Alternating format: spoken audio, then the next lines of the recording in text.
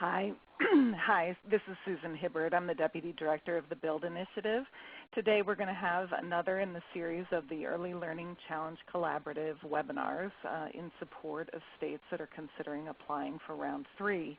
I'm not going to say very much at the beginning because I see that many of you on this webinar have been on the webinars over the last couple of weeks. But the collaborative was created in 2011 when Round 1 of Early Learning Challenge was initiated because of the eagerness of the organizations in the field and the private funders to support the opportunity to make the most of this increased federal investments. And we're continuing that effort now. At the end of the webinar, I'll say a little bit more about how the Early Learning Challenge Collaborative might be able to help your state. But for now, I'll just say a little bit about logistics and a little about this webinar. We have registrants on this webinar from 17 states. Since the registration, one of those states has decided not to apply. I think we're now getting down to the actual count of states who have decided to apply. And at the end of the webinar, we'll be sending out the materials, the PowerPoint from this webinar, and then in the next few days some additional materials that relate to the kindergarten entry assessment component of the application. I'd also like to just draw your attention to the Early Learning Challenge Collaborative website. The address will be on the last slide. It's a place where each of these webinars is posted right after the webinar, the recording, the PowerPoint, and any related materials. And in addition, there are many templates and briefs that were created during Round 1. Some of these have been updated to reflect the changes in the grant guidelines, and others of them remain the same as they were for Round 1, but we think that they're pretty helpful in terms of supporting your application. On the logistics front, everyone has been muted, as Megan said, and we'll give you opportunities to ask questions verbally.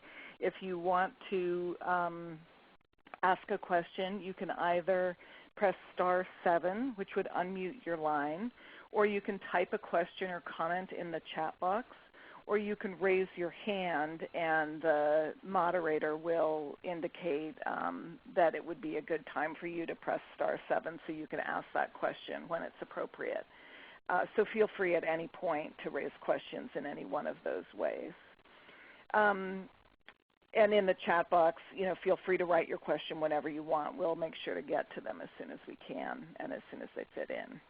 We have 3 state leaders who are going to be sharing with us on this call. Each of the webinars has really drawn from the grantees from Round 1 and Round 2 of Early Learning Challenge. And today we have leaders from 3 of the Round 1 grantee states.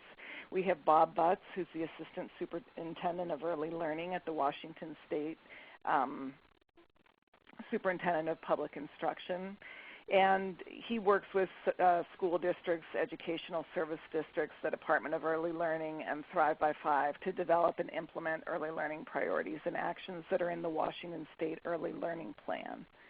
And we have Brandy Miller, who's with Delaware. She's the program manager at the Delaware Office of Early Learning.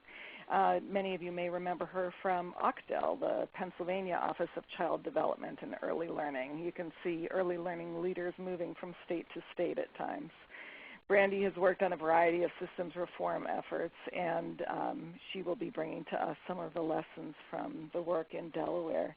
And we have Janice Treacle, who's the coordinator of the Maryland Model for School Readiness in the Division of Early Childhood Development at the Maryland State Department of Education. Janice works closely with Rolf Grafwallner on Maryland's statewide assessment system, and many of you probably remember from Round 1 that Maryland and Ohio were the 2 states that had jointly put in their application a collaborative development of a new kindergarten entry assessment and have just now won one of the EAG grant awards to expand that consortium. And then in addition to these 3 state-focused leaders, we have 2 national experts to lead the webinar.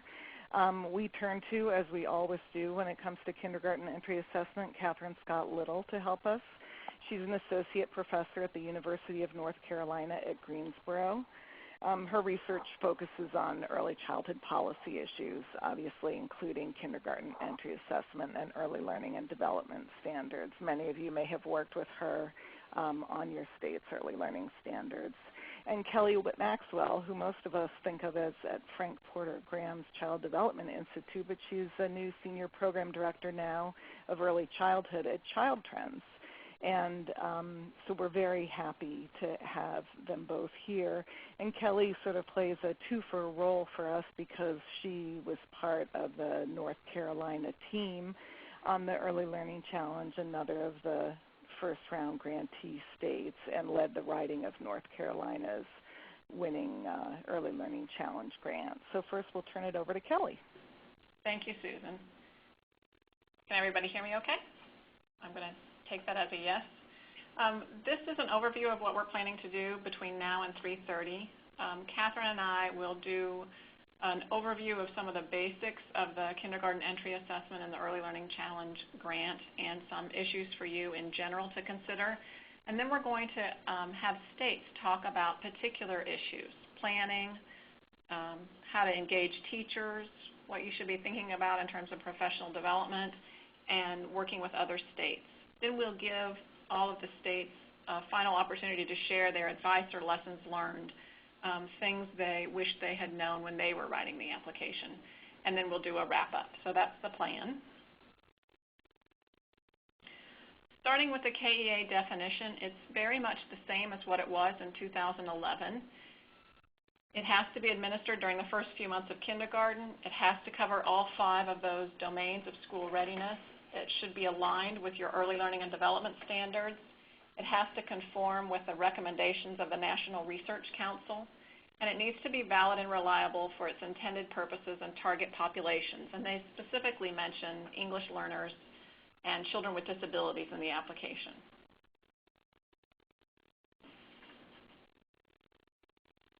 For purposes and requirements, last time they had 2 purposes, which was to inform instruction in the early elementary grades and to inform efforts to close the school readiness gap at kindergarten entry. In this round, they've added a 3rd purpose, which is to inform parents about their children's status and involve them in decisions about their children's education. Last time, they were also very clear about the fact that it should not be used to prevent children's entry into kindergarten, and this time they've added another precaution that it should not be used as a single measure for high-stakes decisions. It has to be reported to your state longitudinal data system or your state early childhood data system that will connect to your K-12 data system. It needs to be administered, what they've said is beginning no later than the start of school year, ending during the 4th year of the grant for children entering public school kindergartens. I think there's been a question about that for clarification as to whether that really means fall of 2015 or fall of 2016, so I'm hoping there'll be clarification on that soon. And then they do acknowledge that you can propose a phased implementation plan, and that long term it has to be funded in significant part with funds outside of those available in the Early Learning Challenge grant. Kelly, can you speak up? Some of the people are having a little bit of trouble hearing. Yes, I will try. Is that better? I will try. Yes. So for scoring, the kindergarten entry assessment is one option under criteria E. The other option under criteria E is the data systems work. So depending on what your state chooses to do, the KEA will either be worth all 40 points if that's the only option you do within criteria E, or worth 20 points if you write to both the KEA and the data systems. There's also a competitive preference 3, which will give states 10 points if your response to criteria E has at least 75% of the maximum available in terms of scores from the reviewers. But it's an all or nothing. So it's not possible to get 5 points for this. It's either all 10 points or nothing. And then depending on how a state approaches a kindergarten entry assessment, you could possibly have some other points from competitive preference 4, which is pre-K to 3rd grade perspective. And if you frame KEA as more of an early elementary grade assessment to look forward into the kindergarten through 3rd grade, you could possibly get some points for that as well. Now I'm going to turn it to Catherine, who's going to talk a little bit about how states have approached the kindergarten entry assessment up until this point. Thank you, Kelly. So this is Catherine, and we have just a couple of purposes for this next couple of topics that we're going to address. We know that as you're thinking about your KEA and part of your application, we have states that are at different points in that process. Some have really gone pretty far down the road of planning and some have not. And we have folks who are considering different options. So first we wanted to give you just some background about how states have approached KEAs in order to sort of whet your appetite, if you will, or some ways to think about what you might propose. So the one thing that we do know from watching states is that kindergarten entry assessments are increasingly common. It's a combination of both the race to the top, competition emphasizing this, and other policy developments that have been happening at the state level.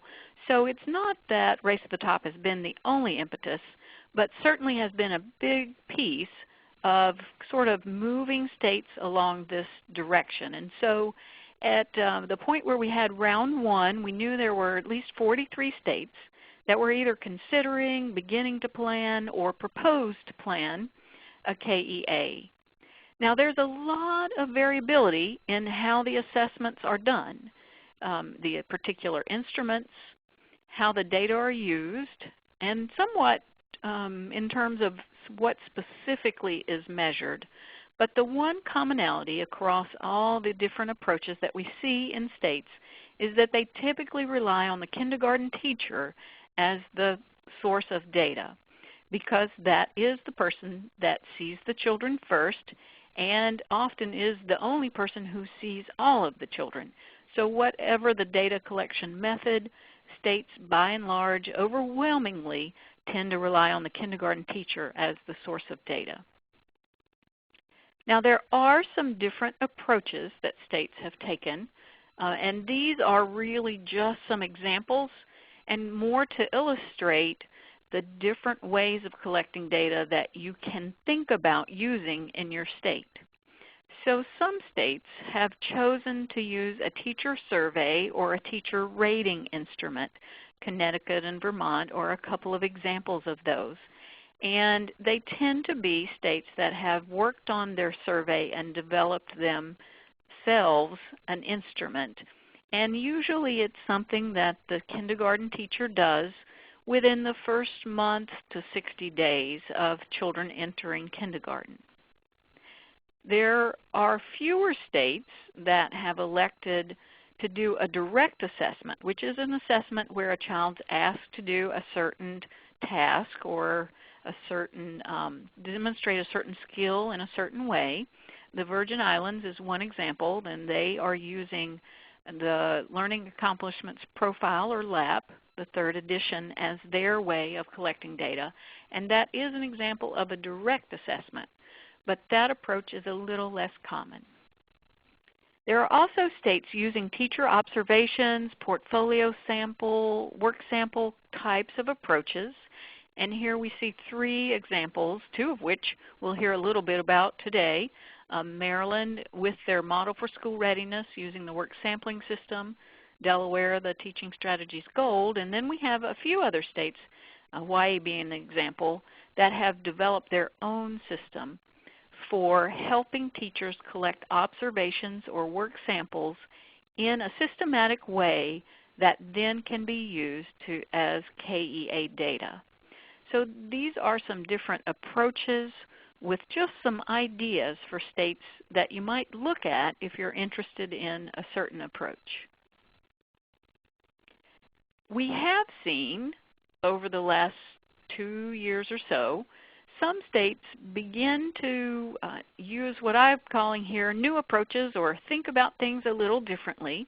And so I did want to call your attention to these states as something else to think about.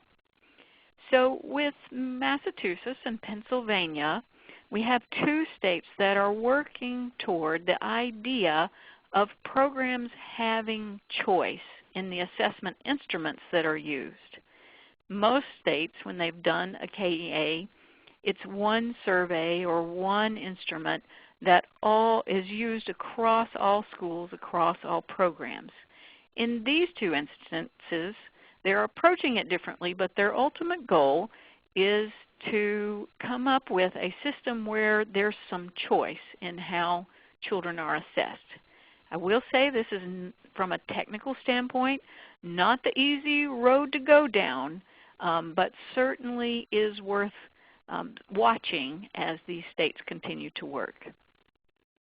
We also have states that are working on what I'll call the combo approach, which is using an assessment strategy that's not all teacher observation or not all direct assessment or not all survey, but more of a combination approach and thinking through which way of collecting data matches the particular skill or knowledge that's being assessed, and having a process where the data collection strategy is thought about in terms of, well, what does it buy me the most, or what area of children's development does it best match?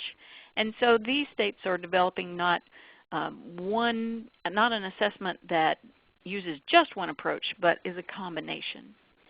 We also will hear from Washington, which is thinking of their KEA not only as a way to collect data from children, but as a process for transitioning children into kindergarten. And so they have a little broader way of thinking about the KEA. And then finally, North Carolina, which sees the KEA as the beginning point of a kindergarten through third grade assessment system that's used for formative data for teachers. So just a little bit different twist, if you will, on the KEA. Now, as we're thinking about KEAs, I'm really just going to summarize a few of the issues that you may find that it's helpful to think about up front. Our states are really going to go more into depth into some select issues and how they've approached it. So my purpose is really just to put things on the map to say, here are some things to be thinking about. So first, and probably what comes to mind to most folks first, is what to think about when we're selecting an instrument. And it is a technically challenging process that should be guided by the principles that are outlined in the application for good assessment, and also through a process of really assessing the strengths of your particular state. And as you're doing that, you're going to want to think about the purpose for which the instrument was designed. As Kelly mentioned, there are a number of different purposes that we need to address as part of the Race to the Top application process. And we want to make sure that the instrument that we are selecting has been validated for those purposes and also has good technical properties, so reliability and validity.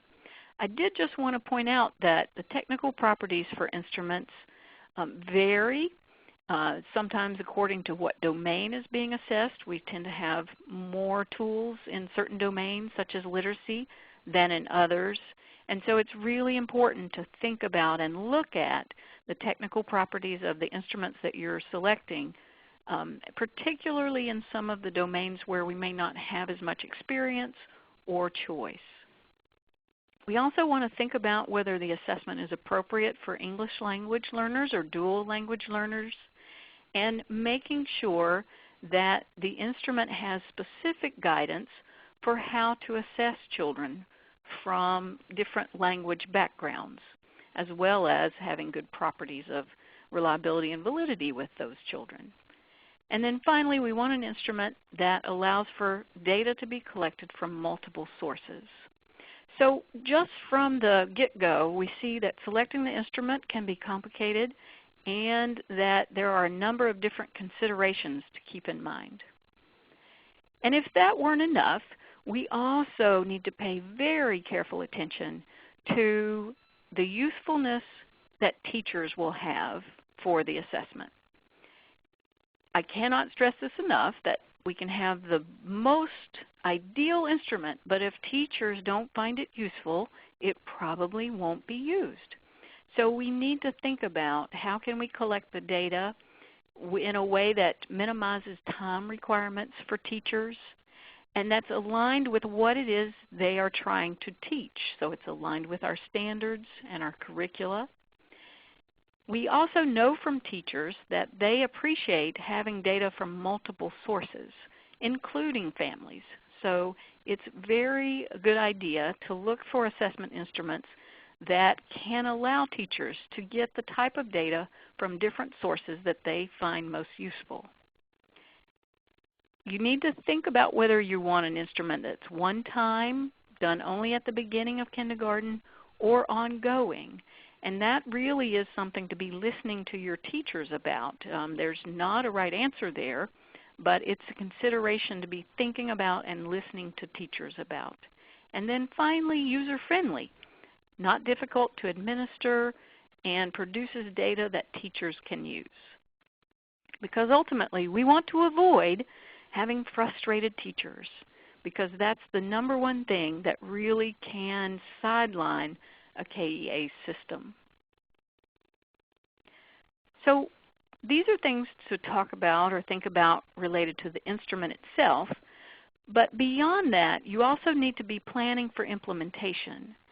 And so planning a process where stakeholders, particularly teachers, have input and buy into the system, and an implementation process that provides professional development. And you need professional development about how to implement the assessment as well as how to use the data. Both types are equally important. It's also, as a part of the implementation process, very important to consider the pilot process and really test out your instrument, test out how you're planning to implement it, and the professional development that will be provided to make sure that it's all working before any data are produced from the system. You want to have confidence in it.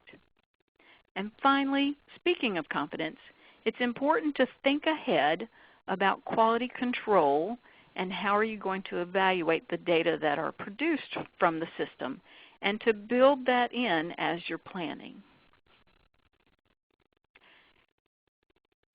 So that was more about implementation of the assessment itself and the data, but another layer of planning for implementation is to think about professional development for other folks who either touch or are related to the KEA.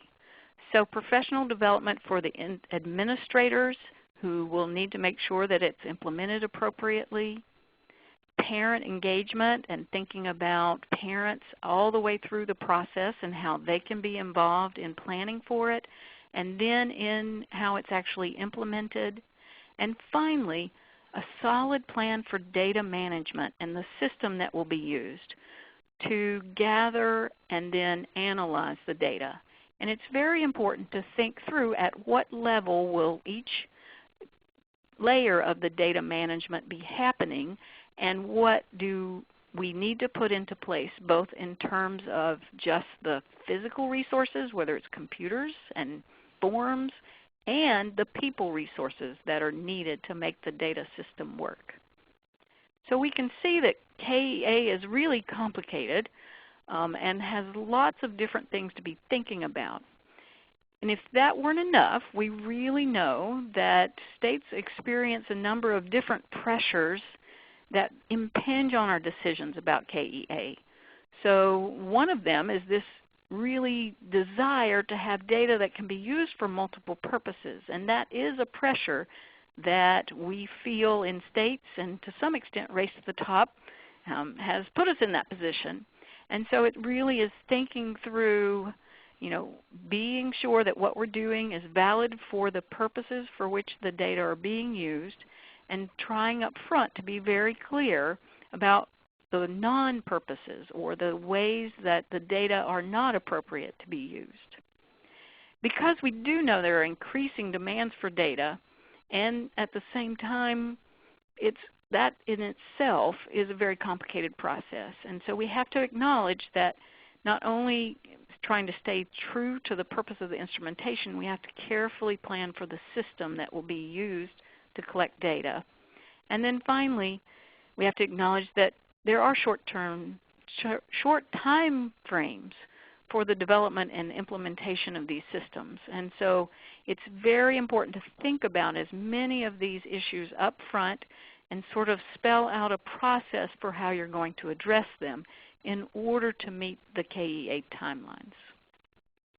So to summarize our background section, if you will, as we move to the states and the real kind of here's how it works and what I've learned, what we know is KEAs are increasingly important, and with or without Race to the Top, we're seeing a number of states that have implemented them. It's a complex process to develop and then implement a KEA with lots of different considerations to think about. And we've begun to see states try some new approaches, and I think we've learned from them. And so that's one thing that we look forward to now, is turning it over to the states to talk about their experiences. And we have 4 topics that we've identified as being really important, and we've asked certain states to address each of these topics and invited the other states to chime in, if you will, with their own thoughts.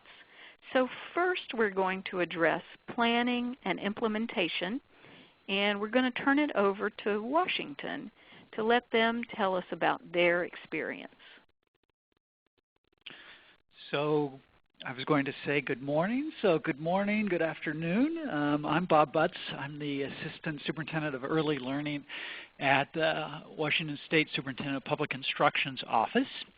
And my assignment, as I understand it, is to walk through the process that we used in selecting an instrument, doing a pilot, and actually implementing the assessment. So our process actually started before Race to the Top. We were moving in this direction. And our first step, we put together a K-12 early learning team. So we had teachers, we had some principals, we had university people, we also had early learning providers to take a look at the assessments that were available at that time. And we basically looked at 3 different assessments. We conducted an analysis by the University of Washington. We contracted out with Gail Joseph, which I found to be a very good thing to consider, and did a pretty thorough evaluation of the different tools that were available. We identified key questions that had to be addressed, things like, are the assessments supported by professional development? Are teachers going to need continued support? How much time does it take for teachers to spend on each of the different assessments? To what extent are they aligned with the teaching philosophies and district reporting procedures? Will they actually benefit children? And we have a great list of questions that, as you're thinking about selecting an assessment tool, I'd strongly encourage you to go to our WA-KIDS preliminary report. It's on the Superintendent of Public Instruction's website in the state of Washington, and look for WA-KIDS and under About. And so what that will show you is ways that you might think about evaluating what's out there and help you decide what tool you're going to use. As part of that, we also added a family engagement component and an early learning collaboration component. You heard earlier where Washington is using this as a transition tool.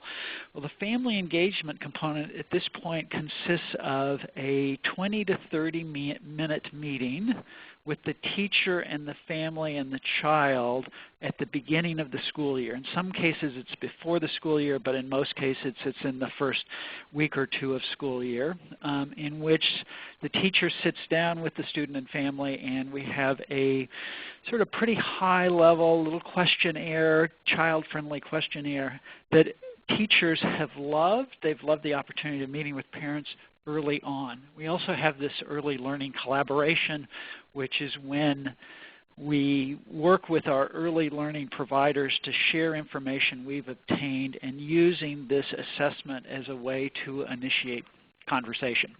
So that was step one. The second step was we did a voluntary operational pilot. So we could figure out what's it actually going to take to train teachers, what are the glitches that we might have in the tool, what sort of statewide system do we need to put together. And as part of that, we had a fabulous survey of teachers, assessment coordinators in school districts, and principals, where they provided us their comments and thoughts, and in many cases their criticisms of ways that it could be done or done better, or suggestions for doing it better. We also tried out a regionally based training and assistance system through our regional educational service districts. We have 9 of those in the state, and in our state now we have a WA-KIDS coordinator in each of those 9 ESDs that provide trainings and assistance and are doing a lot of the interface day-to-day with school districts and teachers across the state. It's been very important as we're ramping up. So if I could figure out how to go to the next slide, I think I hit next. So we're currently, it's tied to schools that receive state funds for full-day K plus volunteers. And we have about 44% of our students in state-funded full-day K. So they are, let me turn off my cell phone. So we had 22% last year. We're going to have 44% this year. And so it's about 40,000 students and 1,800 teachers. And they're doing all 3 of the components that I talked about, the whole child assessment using Teaching Strategies Gold, the family connection, and also the early learning connection. We are able to get it up into our state data system. It took us a little while to get that figured out, but that works well. We also provide opportunities for data review. During the school year, we provide substitute time that can be used by school districts for that purpose. Another thing I might add is after that initial operational pilot, the legislature heard from our state teachers union and teachers that this was taking a fair amount of time, and they weren't convinced that there was a lot of value. So there was a legislative work group that was convened, and we met over about a 12-month period. We had to address 3 different things. One, issues with regards to implementation. Second, how to administer it in part-day classrooms. And then lastly, in our state and perhaps your state, school districts require a bevy of other assessments, and how does this one fit into the assessments already being required by school districts? And there is a report online at that WA-KIDS website that shows the findings and recommendations, but we basically concluded that additional funds did need to be provided to districts for implementation. The additional time for teachers to input data, for example, being able to provide some substitutes would be a positive thing. Provide some time where they can actually collaborate and have discussions about the data. We also concluded that it should not be required in part-day classrooms because of the amount of time it actually takes to administer the assessment and the reduction that occurs in instruction because they're spending time on this and not instruction. And because of, when I say part-day, 450 hours a year versus 1,000, it was felt that you really needed to provide it only in those classrooms that had full-day K. We're still trying to figure out how to reduce the number of other assessments required by school districts. We're implementing full-day K school by school, so there are some school districts that have schools in full-day K that are required to do the assessment. There are others that are not. Number 2, with the focus on Common Core, I don't think we've got people totally convinced that Teaching Strategies Gold being done just at the first part of the year is a good tool for sort of longer-term formative assessment and be able to track students. They've been doing dibbles, for example, for a long time. So this is an area that we need to work on, and I would strongly would suggest that you too give serious consideration to this because it is a problem. One other thing is, or one of the other recommendations was that the assessment tool not be used for teacher evaluation. That this is a observational assessment. The teachers have lots of control on how they evaluate kids.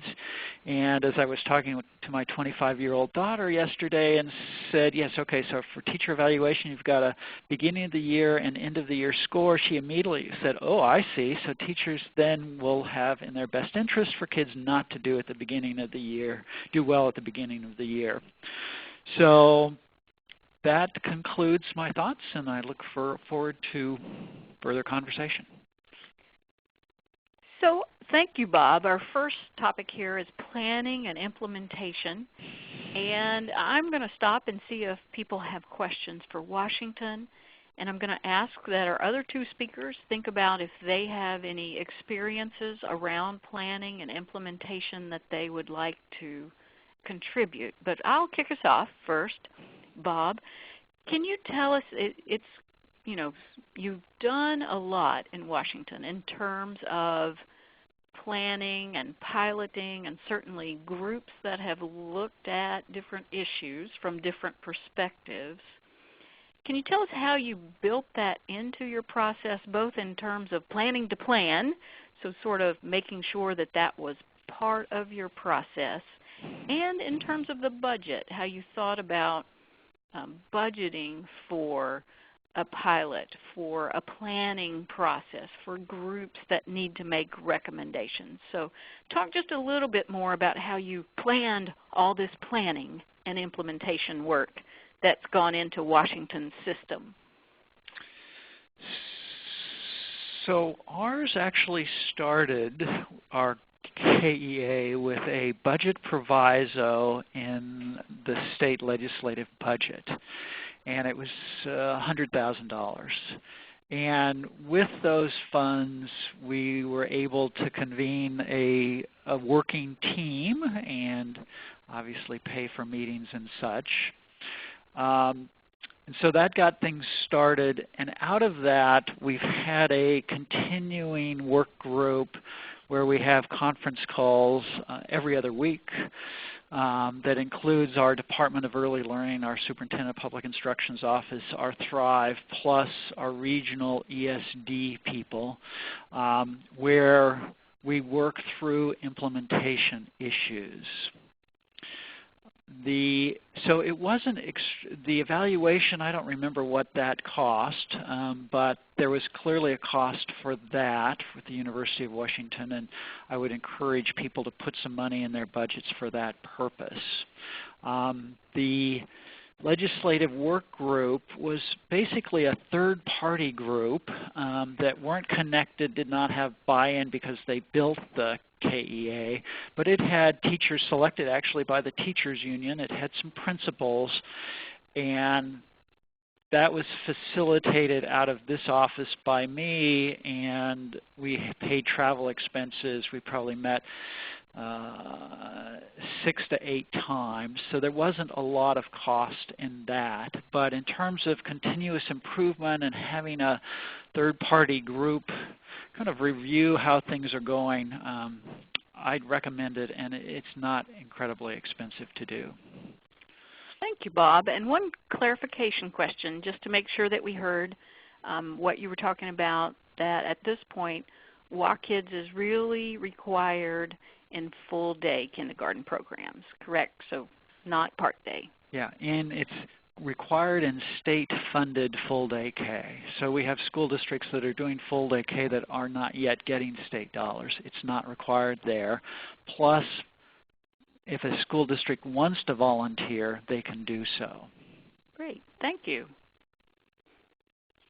So we're going to move now to a different topic. unless either Delaware. Catherine, this is Janice in Maryland. I just wanted to make a comment about the last bullet, how to reduce the number of other assessments required by school districts.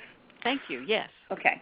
One of the things that we're able to do in Maryland, because it's a small state and we have 24 local school systems, and we also work with the Maryland School for the Blind and the Maryland School for the Deaf, Rolf Wallner, my assistant superintendent, Judy Walker, our branch chief for early learning, and I have scheduled meetings with all 24 local school systems, with their assistant superintendents, their technology people, their special ed folks, and whomever else they want to bring to the meeting. And one of the topics that we're discussing with them is the formative assessments that are being developed by WestEd and by CTE and MSD in Ohio, to see how perhaps the formative assessments that we're developing can replace some of the other assessments that local school systems are requiring of their kindergarten and pre-K teachers. So we're not adding more assessments to these folks, but replacing some of the assessments. So we'll see how that goes. Thanks. That's an important issue to be thinking about all the way through the planning process, for sure. It absolutely is. Let me add that I think it may be the most important issue. Okay. So if I could just add something quickly. In this legislative work group that we had, I asked a teacher, early learning provider, a center director, why did she love Teaching Strategies Gold so much? And the answer was, well, it was very well aligned to the standards that they taught at her early learning center. They had curriculum provided by Teaching Strategies that was well aligned with the assessment. They had the assessment and they then used it in a variety of ways in providing feedback to parents and such. And so a teacher could look at that and say, all right, this all makes sense.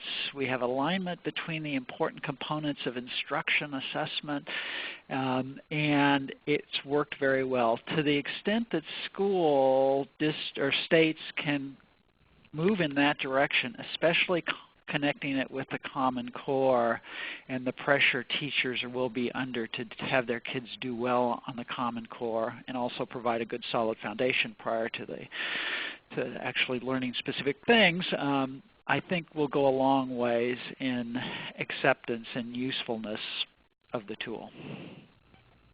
Thank you. So those are some thoughts on considerations related to planning and piloting and things that need to be put into place to implement successfully. Another important category is teacher engagement. And I mentioned earlier that we don't want unhappy teachers. And so we're going to hear now from Delaware a little bit about their experiences. Hi everyone, this is Brandy Miller from Delaware. I'm a program manager here with the Delaware Office of Early Learning. And just to give you a little bit of an overview of where we're coming from with our KEA approach, we also have legislation in place, which is our House Bill 317. And this really has three main components that's supporting our efforts in moving forward. And one of the components is that all of the assessment must be collected within the first 30 student days. So it's about 6 weeks of time in that first month of school, which is a little bit stressful for the teachers, as you all will hear, and I'm sure many of you have already heard. Another component of our legislation is that it has to cover 5 domains of learning, and those include language and literacy, mathematics, physical, social-emotional, and then cognitive or approaches to learning. The final piece of the legislation is that we need to be fully implemented by fall of 2015. So starting that school year, it will be mandatory for all kindergarten teachers in Delaware to be collecting the data on their students as they enter kindergarten. So with all of that being said, we are in kind of a multi-year, multi-phase approach building up to that year 2015. So last year was really our first year of implementation, and we had about 20% of our classrooms, keeping in mind that Delaware is very small. That's around 100 teachers that we had trained and were working to implement their data, collecting data, putting it online, evaluating it. And we spent a great deal of time in reflection with those teachers. that's really one of the key pieces to the teacher engagement, which I'll elaborate on here in a second. We are now in our second year, and we are using a modified version of Teaching Strategies Gold. So of all of the indicators and all of the domains covered in Teaching Strategies, we are looking at 6 domains and 34 items total that we're collecting assessment information on. So this year, we are over 300 classrooms are participating, so we're over the 60% mark. And we also have added a parent engagement component. So we're just in a very small pilot, moving forward with some parent engagement strategies, some questionnaires at the beginning of the year, and then moving forward with sharing the data and the information with families and what that looks like and what are some possible approaches to that. So when we talk about our engagement strategies, there really are 4 key parts here that was very helpful to us. We definitely had an advisory committee started right from the beginning that had lots of different state representation on it from different organizations. Whenever we went into our pilot last year and we started in that work, we revised our advisory committee a little bit. We looked at the membership and expanded the teachers. We needed more teachers. Currently we had 9 represented from around the state. We needed to expand that, and we also needed to expand the opportunity for administrators to join the advisory committee. There were a couple. From there, we also talked about subcommittees on this advisory. And as we started to reflect, as I actually went out and visited with each of the schools that piloted the first year, there was definitely a consistent message coming back. The things that needed edited, the things that needed changes, the fact that we needed more resources. We not only visited the schools, we did an electronic survey. Child Trends is actually our implementation partner. They did a lot of work interviewing teachers and administrators to get lots of feedback. So these subcommittees became critically important in making some forward decision making about how we continue this approach and how we need to refine. So these 2 subcommittees kind of came to life, one around professional development, one around revisions and resources. And we really looked at how do we change our approach and how do we get more teacher buy-in or more teacher engagement. And having the teachers and the administrators at the table making those decisions was extremely powerful in our message as we moved forward with this coming year and bringing on an additional 200 teachers, 250 teachers. That was definitely the starting point. The next 2 bullets are talking about some communication strategies that we had. We added some advisor teachers as well as some district or charter liaisons.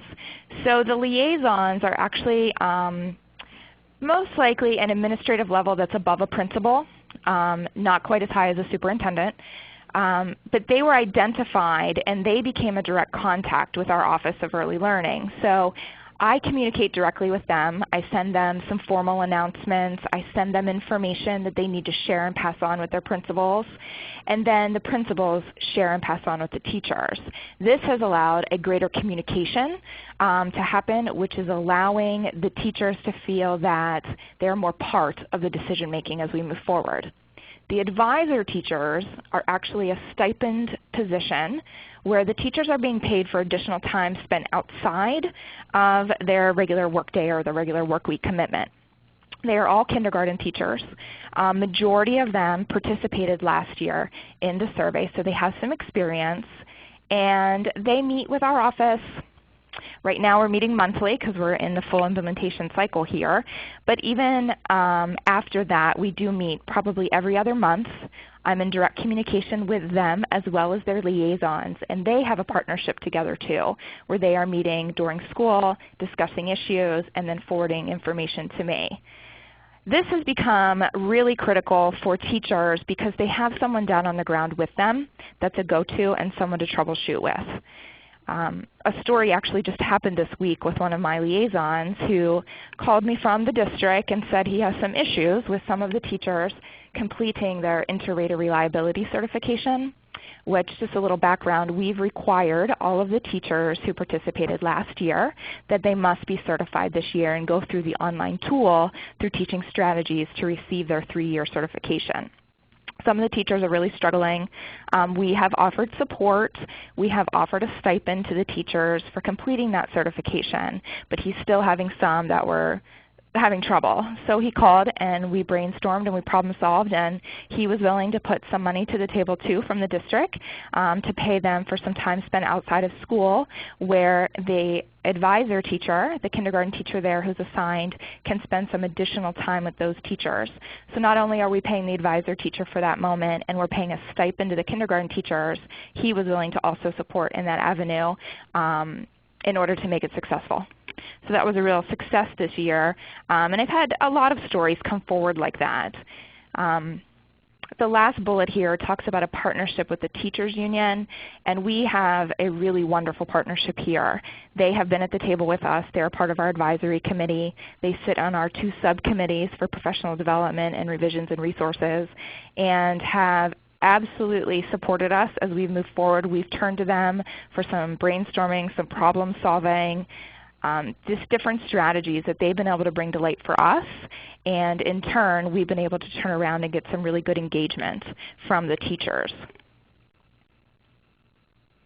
So all of these have really led to some additional opportunities that the kindergarten teachers brought to the table and that we've been able to expand. A lot of it has to do with the discussions that are happening, the excitement around the importance of kindergarten. And the first one obviously is a kindergarten conference that's happening this October. We are featuring our first ever conference that's for kindergarten teachers, kindergarten support staff, and administrators. So it's very exciting. We're bringing in Eva Phillips from North Carolina will be coming to talk about some leadership and kindergarten initiatives that have taken place in North Carolina. We have a leadership track, which is really exciting. The advisor teachers brought to the attention that they would like to continue to build their capacity and understanding, their capacity around the importance of kindergarten, including all of the developmentally appropriate pieces of that, as well as this type of observation-based assessment and what that really means when we're talking about kindergarten. So they've asked actually for a leadership track that day that will be offered to them, that they can work to build a plan for Delaware and a plan to elevate the work that they're currently doing. We also are expanding our K-2 standards, so we will be looking to add social emotional and approaches to learning for K-1 and 2. We also have been doing some work, just as Washington said, around this assessment approach. How do we help them understand all the variety of assessments? Each district or each charter here has different criteria for their assessments. Some of them are offering 1 or 2, some are offering 6 or 7 that are mandated for the teachers to complete. So we've spent some time, we're kind of in the beginning stages of this, of doing some crosswalk, some alignment, some information sharing to each district and charter to help them as they plan for the following year and what assessments are needed and why they're doing each assessment and what type of assessment it really is. The last piece here is talking about our expansion to include the linkages for birth to 5. So we not only have the kindergarten entry assessment happening with the Teaching Strategies Gold Tool, we also have expanded to include our STARS programs or our QRIS programs that are Star 3 or higher into this. So they have been, we've done a pilot year where we have I think 48 programs currently at this time that are collecting data for their students, and then next year we'll expand for all STARS 3, 4, and 5 programs by offering the professional development, the resources, and the assessment to them. Additionally, we will work to do some cross-professional development, particularly with the kindergarten teachers and the pre-K teachers, and having an opportunity for them to share across some of the different expectations, some of the different thinking, and a way to share strategies, both pre-K to share with kindergarten and vice versa, kindergarten to share with a pre-K. So a lot of the discussion and a lot of the teacher engagement strategies have led us to these additional opportunities that are allowing us to expand the idea around the importance of kindergarten and around the importance of the data that we're collecting. Thank you. What I take from Delaware's story is teacher engagement was a process that grew over time and eventually landed on some additional benefits besides just the KEA. It's absolutely true. Thank you for sharing that. So let me pause and see if Maryland or Washington would like to add anything on teacher engagement.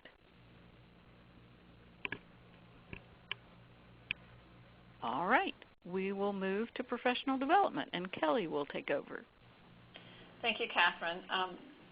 The next topic is professional development, which is really important both in terms of ensuring that the assessment is done as intended, but also that the information is used as you would want it to guide instruction. So I'm very pleased that Janice from Maryland has been able to join us, and she's going to talk about Maryland's professional development experience. Okay, thank you, Kelly. And I want to send greetings from Rolf Groff Wallner. He had a scheduling conflict today, so that's why he's not with us. But and I'm glad that I was able to join you.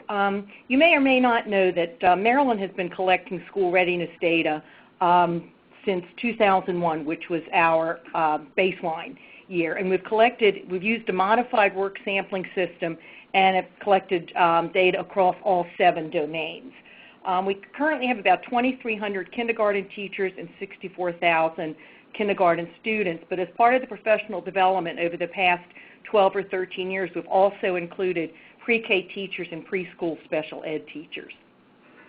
As you can see from the slide that's in front of you, our partners, we're partnering with the Ohio Department of Education, and I just want to add where it says Maryland State Department of Education, Marcella Frankowski, who was our Assistant Superintendent for Special Education and Early Intervention Services, is also one of our partners. We're partnering with Johns Hopkins Center for Technology Education and West Ed. Next slide, please. Can you go back one? Okay. This is what our comprehensive assessment looks like, starting with the KEA, which will be, we will go census in fall of 2014. There'll be online data capturing and reporting for teachers. There'll be selected assessment items that the child will actually be able to interact with. We're developing formative assessments right now. Our student progress monitoring, I believe, will go into effect when we do KEA 2. That's not going to happen within the next year or so. And then we have online professional development as well. Okay? August 4th and 5th of this year, we had 2 days of professional development for our 94 kindergarten teachers who were going to be part of our field test. And last week, Ohio held 2 days of professional development for their teachers who were going to be part of the field test. The 2 days of professional development included pre-administration, what were the purposes of the assessment, and the data security, communicating with parents, the actual administration, how to use the assessment system. Most of our kindergarten teachers, if not all of our kindergarten teachers, have been doing online data entry, so this part was not particularly new to them. Understanding what supports, one of the things that has been missing over the past 12 or 13 years with the MMSR is support after the initial professional development. We do the professional development and say, go forward and collect your observations, make your ratings. But one of the things that we've put in place now is ongoing online and face-to-face support for teachers who are doing the field test, as well as the kindergarten teachers who will be doing it in 2014. And then the post-administration, how to use this data, and I think both Bob and Brandy addressed that as well. In the past, I don't think we've done a very good job of using this information for instruction and communicating the information with parents and monitoring our student progress. So I think this is another strong piece that we have as part of this professional development. Okay, next slide, please. We have several ways of delivering the professional development. In the past, it's been all face-to-face. We have a cadre of professional developers, and we've delivered it either regionally or with local school systems. With this, we're going to be able to offer some alternatives. The train-the-trainer model. There'll also be some web-based learning modules for teachers. We're going to have continuous online coaching and technical assistance. There are professional communities that the Center for Technology and Education has built into this whole professional development system where teachers, can communicate with one another. They can go back and take refresher courses, ask questions, whatever it is that they need. One of the interesting things, and this was probably the most popular aspect of our whole training, was that all teachers are going to have to participate in use a virtual simulator to validate that they are ready to give the assessment. This is the kind of thing that we're doing with our folks who validate our pre-K and K and our child care centers. The teachers thought that was wonderful. And again, our web-based resources and the portal, so there's just going to be such ongoing support for teachers, which I'm very happy about. Okay, thanks. Next slide. And this is what the assessment is going to look like. There are going to be several opportunities. In the past, it's been portfolios, it's been collecting work samples, observations, photographs, that sort of thing. But with this technology system that we're going to be using for the KEA, there's going to be an opportunity for teachers to enter the data. There's also going to be an opportunity for children to work, to interact with the computers or the tablets or whatever teachers have that they'll be using. And they're also going to be able to collect, especially if they're using tablets, take photos of portfolio artifacts and that sort of thing, to be able to share with families, to share with the children in their classroom, if they need to go to an IEP meeting, or whatever. So the technology is going to be much improved over what we have right now. Okay? Thank you. And the technology use for the professional development, we're going to have direct links to specific, contextual guidance. There's going to be a series of online professional development modules. You can see over on the right-hand side, this is what the simulator looked like. I believe there were 17 items that the teachers had to click on, and then they got their ratings. And I think 89% of the folks who participated in our professional development in August met the cutoff score.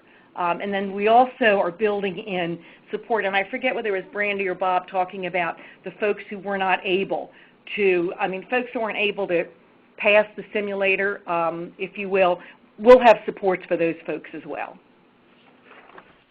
Thank you, Janice. I really appreciate it. It seems like Maryland is a great example of a state who's really using technology to support the assessment and professional development. So thank you for that. Absolutely. You're welcome. I want to pause now and see if Delaware or Washington have anything to add about professional development.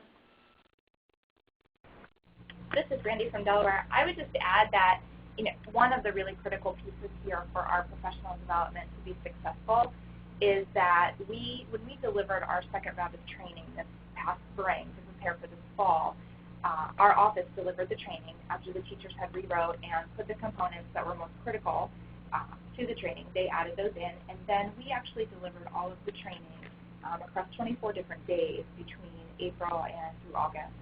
And the teachers accompanied us during the training, and those that are advisors, and shared their own personal experiences. It was an extreme difference in the audience and in their perception and in their willingness when the teachers are there to talk and to share their own personal stories. It was extremely helpful and extremely beneficial. Great point, Brandy. Thank you. So this is Bob from Washington. The two things I might add is we do most all of our training during July and August, and then we have also training sessions in September for newly hired teachers. Second, we do pay them a stipend or compensation for that training of $240 a day. And this year we are requiring that they get certification through the Teaching Strategies online certification tool with regard to reliability of scoring. Thank you. I'm conscious of our time and want to be sure we get to the advice and lessons learned. Everyone's waiting for that as well. But I do want to cover our fourth topic, which is working with other states. And we've asked Janice from Maryland to talk about this because Maryland and Ohio are working together on their kindergarten entry assessment. So I'll turn it back to you, Janice. Okay, Kelly, thank you. Next slide, please. These are the 4 C's of innovative partnerships. The first one being, which is really a no-brainer, a commitment. As you know, Maryland's been committed to gathering kindergarten readiness information since 2001. I know that Ohio has been gathering, I think, language and literacy information, but I don't think anybody who's not committed to this would even begin to apply for these grants. So kudos to those folks that are on the line that are seriously considering doing this, because you really do have a commitment to kindergarten readiness and early childhood education. It definitely needs the collaboration, and that's not just between Ohio and Maryland, but that's as well with our other partners, our special ed partners, our West Ed folks, our CTE folks, just to make sure that all of the components that we're working on are working together to support the requirements of this project. Communication is vital. We have been to Ohio. The Ohio folks have been here. We have weekly telephone conferences with the Ohio people. We sort of have partners, like there's a professional development person in Ohio with whom I communicate. Judy Walker, our branch chief in early learning, has been working on the standards. She has a partner in Ohio that's been working on the standards. So we really have built those relationships with the Ohio folks. And compromise. I mean, there is some negotiating. For example, Maryland is going to continue to collect the data in all 7 domains. Ohio, I believe, is not going to collect the arts data as a separate domain, but it's going to be integrated into some of the other domains. And again, when you compromise, it's not just Stephanie and Rolf and the Ohio and Maryland people. I mean, we have legislators we have to answer to, people who are our bosses that we have to answer to. So it's quite a gift what Rolf and Stephanie have been able to do with this partnership. And, I have to congratulate both of them and their team for working so well together.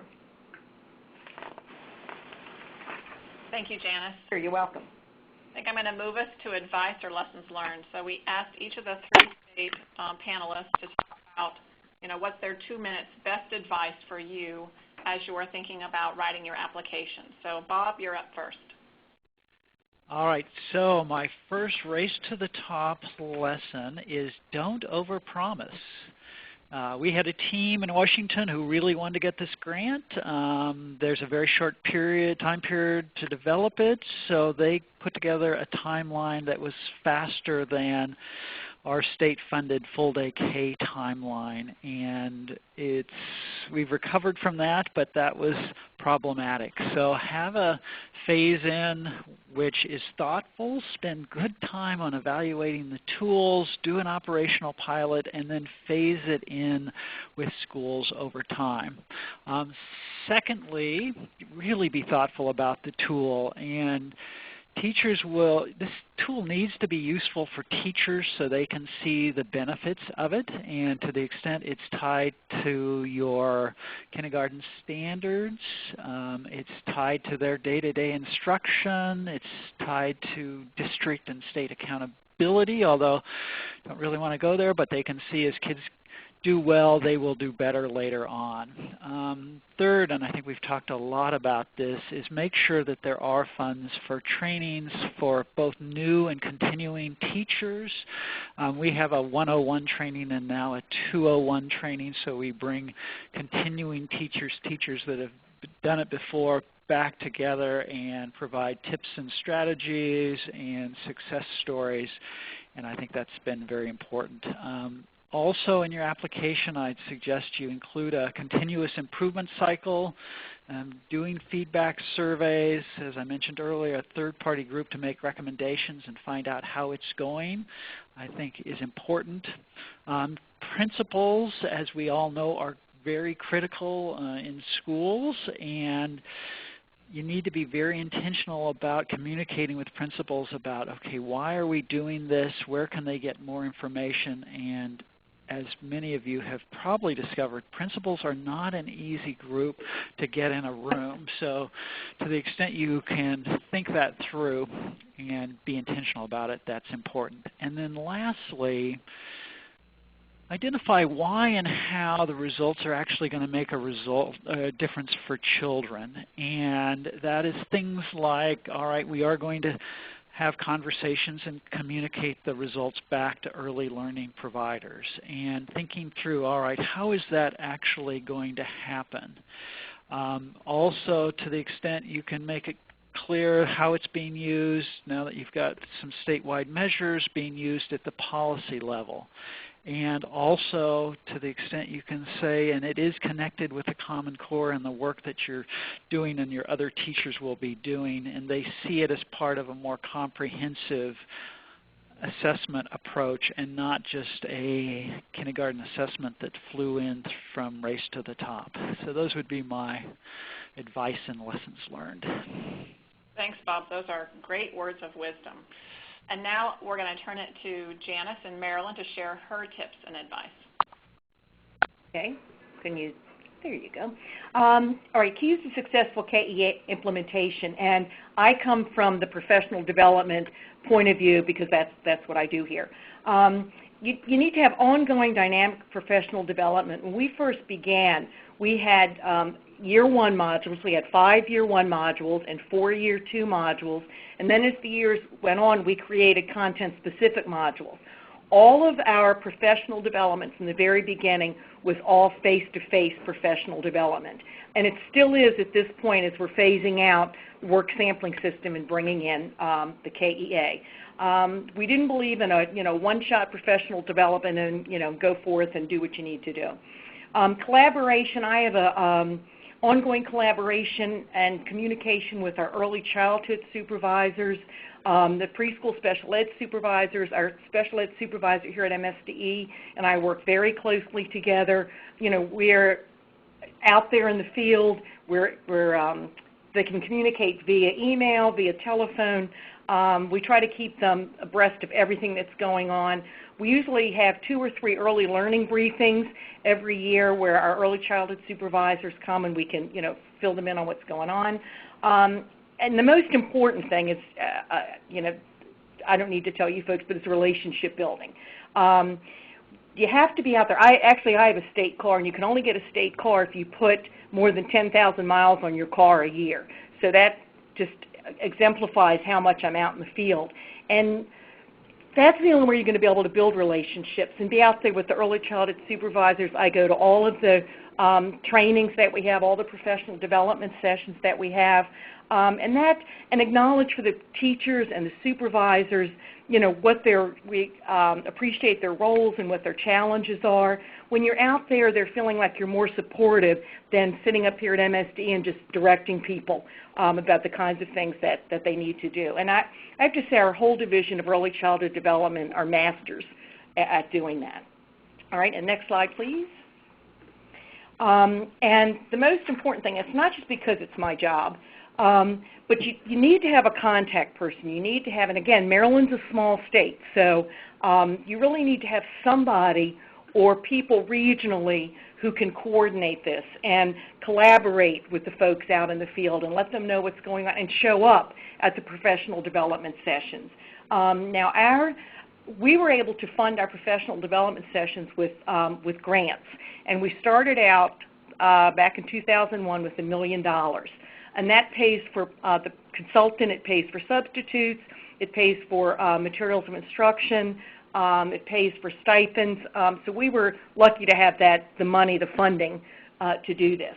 And then we also put together a cadre of certified professional development consultants who we brought together at the very beginning and did a training of trainers. And they've built relationships with each other. They've built relationships with the supervisors, with teachers. It's just almost become a family because we've been doing this for so long.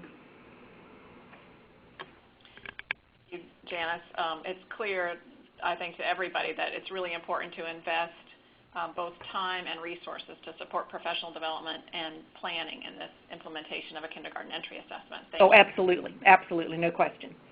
Andy, your advice for states? I would absolutely agree with all that Washington and that Maryland has said so far, and much of what I have here they've touched on. And I wrote here to make sure you're identifying the key partnerships and the collaborations. Having the teachers union at the table right from the beginning was really critical here in Delaware. And then also looking at other leadership organizations throughout the state that are both public and private, and making sure they're at the table as you make decisions and you're informing everyone at the same time. Strong communication. There's a couple examples written here that I mentioned earlier around personalized site visits, the communication strategy that we have, and electronic surveys, making sure that you have a really strong feedback loop as well as a strong communication system to all of the people, not just the kindergarten teachers, but as Bob said too, to those principals and those administrators. They're really key in making sure this is a success. And the last part here is the school-based support system. This is where we have the advisory committee, and we've identified the key personnel as far as the advisor teachers and the liaisons. You have to have something that's going to be supportive all the way down to the classroom level, so the teachers feel that there is somewhere to turn to when they need help, there's someone hearing their voice, and there's someone that is partnering with them through this, helping them to work out all of the kinks and to make it better and better over time. So all three of these, I think, are lessons that Delaware has learned and successes and strategies that we've changed and in order to help us move forward. Wonderful. Thank you. We've got a few minutes. If people have questions that you want to raise or pose, we do have a few minutes, I think, to answer one or two. I've put up the slide with email addresses for all three of the state presenters in case you want to follow up after this, but I'll pause here to see if anybody else has a question or a comment.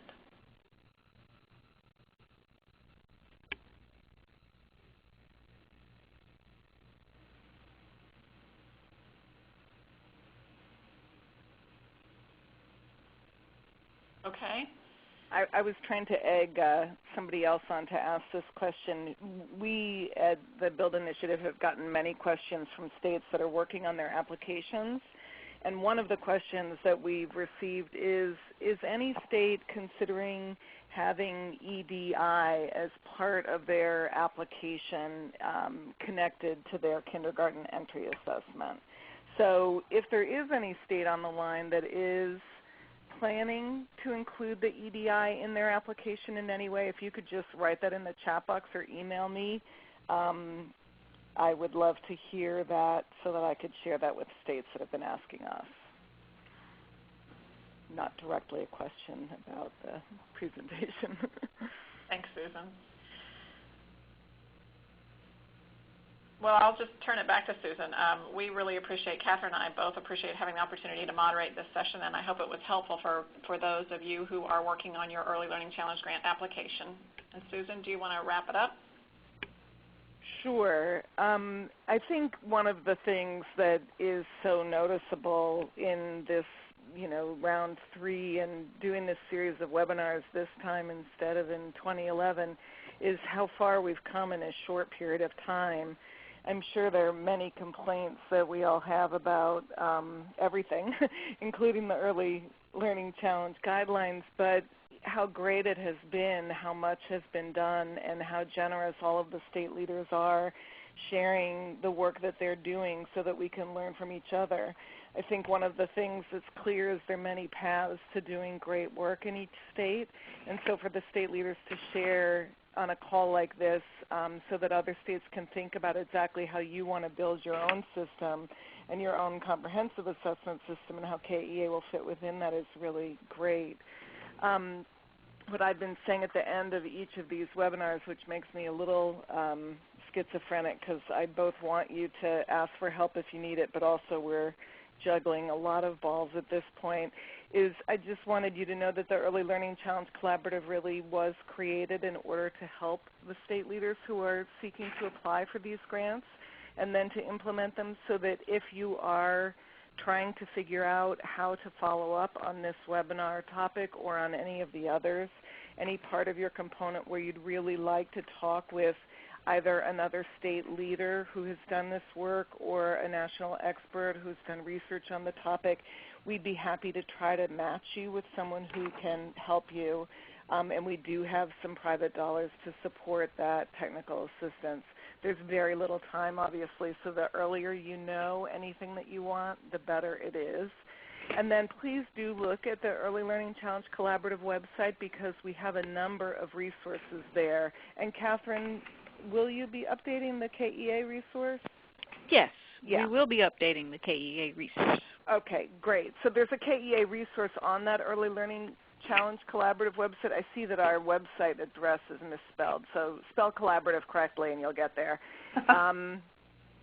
It's our early literacy problem. Anyway, there is a KEA resource on that website, and it is being updated now by Catherine and Kelly. So we will get that to you shortly, both up on the web and to all of you who registered for this webinar. And I really just want to thank all of the state leaders and Catherine and Kelly for sharing information and for being so willing to take the time to do this to help all of us learn from each other. So that's all I have. Do you want to add anything else, Catherine, Kelly? No, other than I was just going to say keep thinking, because this is a piece of policy and programming that touches lots of different arenas and areas, and so you really have to think both broad and deep when you're planning for your KEA.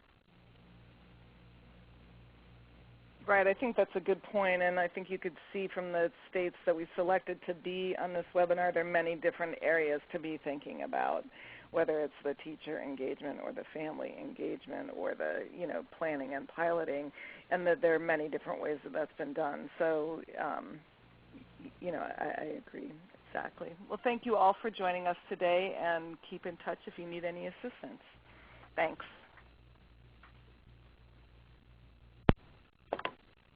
Thank you. Please stand by.